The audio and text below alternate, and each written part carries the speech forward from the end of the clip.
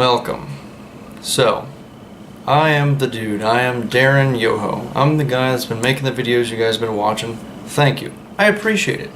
It's been fun. I'm a big Magic fan if you can't tell. Today what I'm going to show you is a new commander, Marath, Will the Wild.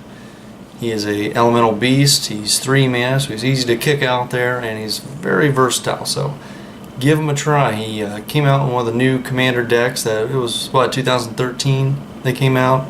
14? Something like that. Yeah, 2014. 13. I don't know. One of the two. Either way, it's super fun to play, so please give it a try. It's awesome. You'll like it.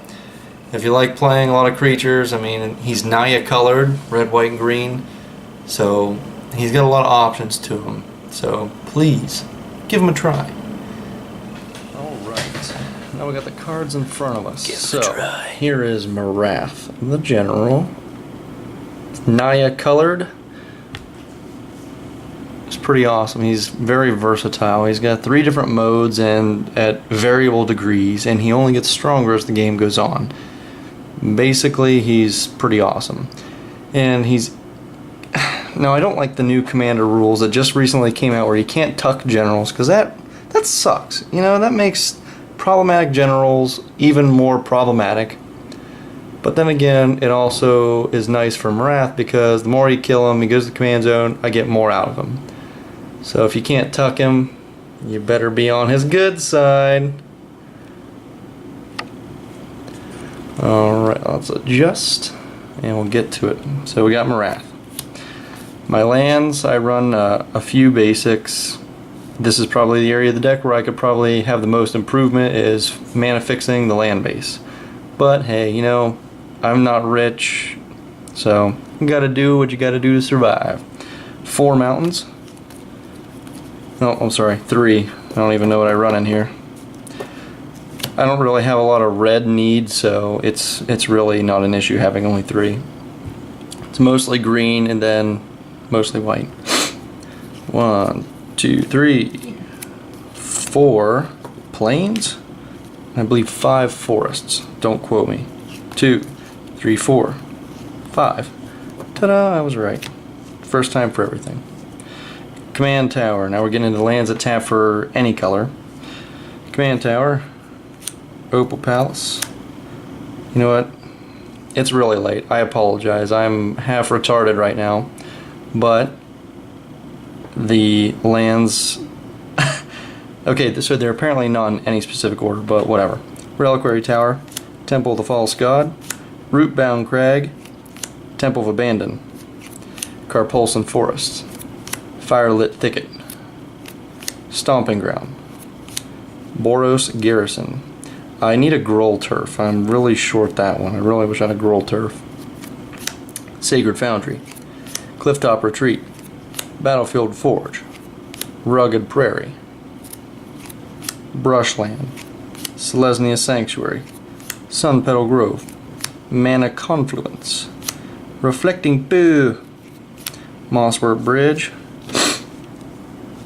That's pretty awesome land. I think if you run green, you might as well run Mosswork Bridge because eventually you're going to get something free out of it. Dryad Arbor. Gotta run that. Ancient Tomb. Homeward Path. This is a land that's kind of on the fence for me. I wish I had more, and at the same time, they're not really necessary in all the decks I run. I've really been used and abused by Homeward Path in both lights.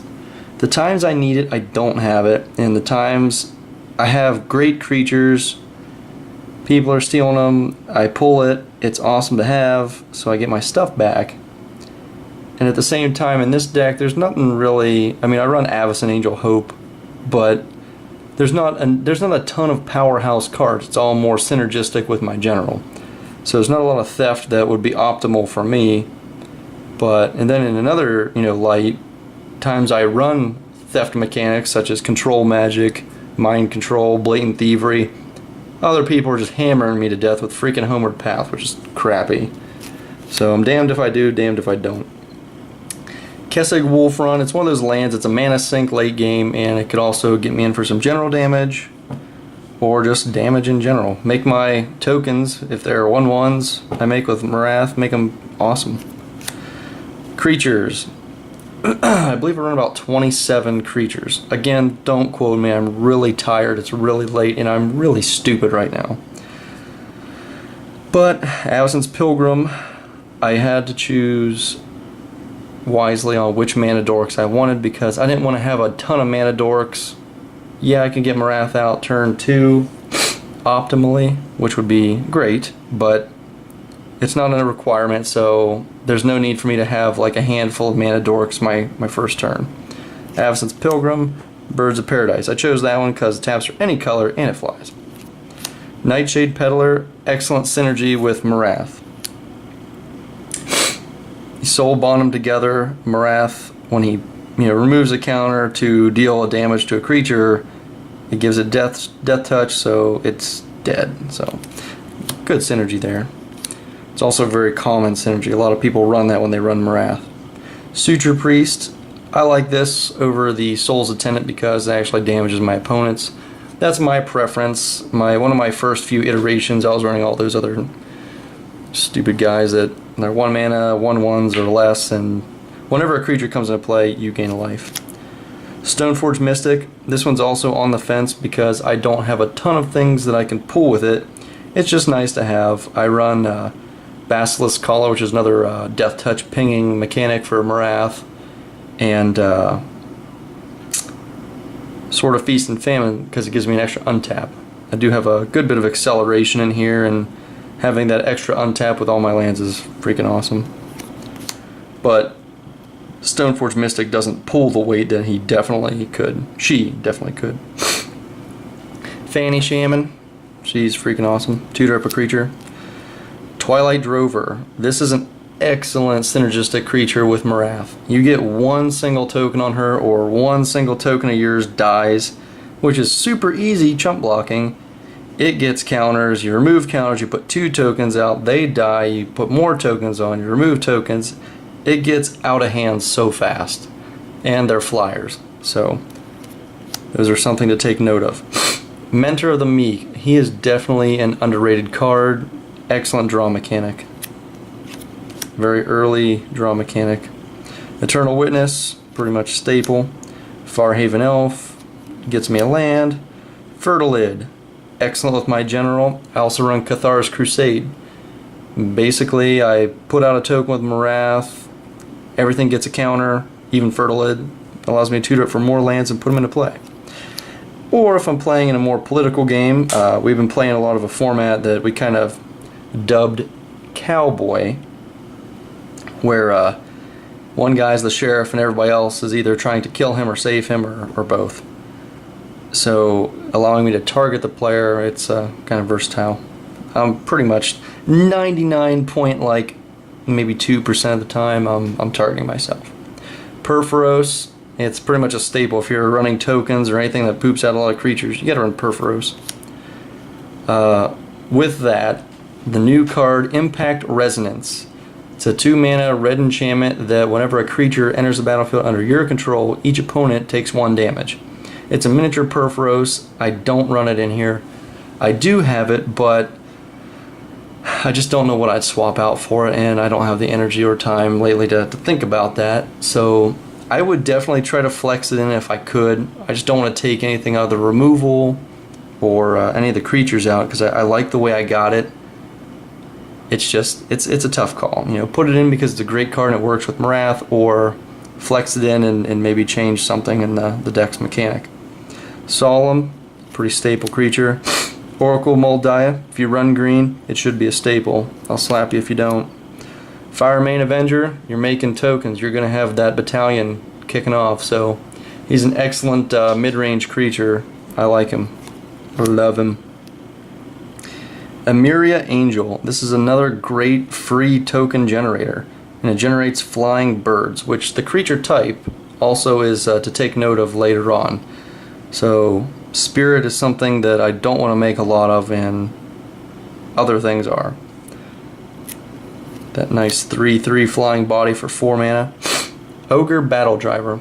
He's more of a haste mechanic, and also when I spit out a bunch of 1/1s, that's 90% of the time I'm making 1/1s with Marath or pinging something or somebody.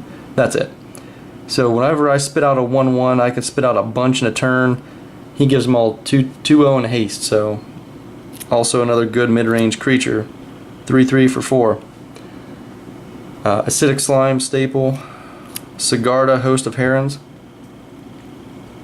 Now, I have her in here because, I see there's a little bit of glare there, but that's alright. Not too bad. I apologize for it. Sigarda, she can be replaced. She is filler. She's a big, flying, hard to deal with creature that if I put Sword of Feast and Famine on her, you know, she can get out of hand quick. If I put Basilisk Collar on her, you know, she can gain me life quick. I mean, she's not easy to deal with. I know there's not a ton of ways that people, at least that I see, cause opponents to sacrifice things. So that doesn't come in handy very often. It's just she's a 5/5 for 5 flying hexproof. She's hard to deal with. There's probably a lot better creatures, but for her mana cost and what she does, she fits. I mean, she does her work for me, so I won't complain, but there's probably more optimal cards. Urabrask the Hidden. It's a haste mechanic and it slows people down. That's why I put him in. Kamal Fisticrosa. He's going to buff up your tokens, and you can also be a douche if you really want to, which I've surely thought of it several times, but I didn't do it. Probably should have, but I didn't. You know, target somebody's land, make it a 1/1, and ping it with Marath and kill it. So for 2 mana, I can kill your lands. Rampaging Baloths. This creature is awesome with you know, landfall, putting out tokens for free, just like a Myria Angel, only bigger. He usually invokes a Wrath type effect, so if you want to pluck those from people's hands, you drop him mighty fast. Sun Titan, pretty much staple nowadays. I mean, he gets something back from the graveyard. Requiem Angel. Now, as I was building this deck again, I was going through my binder, going through my rares, just looking for, you know, junk rares that really are surprisingly good. They're better than what people think. And Requiem Angel, 6 mana flyer, 5/5 body. Whenever a non-spirit creature you control dies, put a 1/1 spirit with flying onto the battlefield. Marath makes elementals, so when Marath gets wrathed, you get a bunch of 1/1 flyers. When any of your stuff besides whatever Twilight Drover poops out dies, you get tokens. This is an excellent chain card. Requiem Angel literally wrecks games. I mean, just doing that little tiny thing. I run Ashnod's Altar, so you can get a ridiculous mechanic going with that. All sorts of things, so it's definitely better than I expected. It's also a decent sized creature flying too. Avengers Zendikar, pretty much staple. Avacyn, Angel of I'm Going to Murder You. Makes all your stuff indestructible. She's literally, the reason why I have her in here is because she's big, she's hard to deal with, and she flies. That's pretty much more than enough reason that you need to run most cards. So, now we're getting into my mana rocks. I'll move this crap out of the way. My mana rock / acceleration stuff. So we got our staple Soul Ring. Pretty much standard in every EDH deck. You just should run it. Selesnya Signet. Now I run the Signets, Groll Signet, and I didn't put in Boros Signet at the time because I didn't have it. I do have it, and I've been lazy and haven't put it in yet. Now the reason why I want to put these in here is because of my mana curve. Marath is 3 mana. I put out these Signets. These help me so dearly to mana fix to have Marath on time for a 3rd turn, and it gives me 1 extra mana to be ahead, so that way I can use his pinging ability if I need to. Usually, you know, 3rd turn, 4th turn, nobody's got much of anything worth it, but the options are there. So if I turn 2 do this, I'm definitely going to have my mana fixed. It's good. For those, you know, early game generals, the Signets are really awesome. Chromatic Lantern helps mana fix multicolored decks. Kodama's Reach fetches land. Cultivate fetches land. I don't run too much land fetching mechanics. I see a lot of decks out there that run like Ranger's Path, Could Almost Reach, Cultivate, Sky Shroud Claim, Explosive Vegetation, Nature's Lore, Rampant Growth. It's like, oh my god, why do you run all those? I run a couple, that's it. Land Tax is kind of an exception to that because it continually generates card advantage by pulling lands from your deck. Usually after I've got a handful of lands, I'm pulling them out of my deck so that way I don't draw them. That's less crap I'm gonna draw. I mean, I only run a few basics anyway, but it makes sure I get them out and get them into play or just out. Ashnod's Altar. If you're making tokens, please run this card. Sack a creature to add 2 to your mana pool. It's fantastic. I would run Phyrexian Altar as well. I'd find a way to put it in there. It's the same thing as Ashnod's Altar. It's 3 mana cost. Sack a creature, but you add 1 mana of any color to your mana pool. Still, sack a creature, add a color to your mana pool. It's excellent. Mirari's Wake doubles your mana and gives all your tokens that you're generating 1/1. It's pretty much swagnificent. Fecundity. I loved this card when I ran Prosh. Prosh was one of my favorite decks I made. Fecundity, 3 mana, your tokens are going to die. They're going to die whether you chump block or you attack with them or whether somebody wraths them all the way. Although it does work for everybody, when you're making more tokens than everybody, it's going to benefit you more. Draw a card when they die. Skull Clamp. Self-explanatory. You clamp it, they die, you draw a card. Foster. I like this one. This is a sneaky one that will definitely generate you some card advantage through plucking your creatures out of your deck. Whenever one of yours dies, you pay 1, reveal cards from the top of your deck until you hit a creature, put that in your hand, put the rest in your graveyard. Now, you got Sun Titan, you got Eternal Witness, and I wanted to try to put in Praetor's Council, but I couldn't fit it in. It's an option. It's a card that didn't make the cut, but it's definitely strong. Foster definitely plucks things out of your deck. Eladamri's Call, little tutor action. Enlightened Tutor. This is actually one of my more important tutors because my enchantments are my life. I mean, Cathar's Crusade, that pretty much wrecks the game for me. I mean, I put out a token, everything gets a 1/1 counter. I put out another token, everything gets a 1/1 counter. They all trigger so much. It gets to the point where it's hard for me to keep track of all the triggers happening. So many enchantments I run in this deck that they're definitely what wins me the game. So this allows me to tutor up for what win condition I need. Green Sun Zenith. It's basically turn 1 Dryad Arbor, so I got 2 lands out.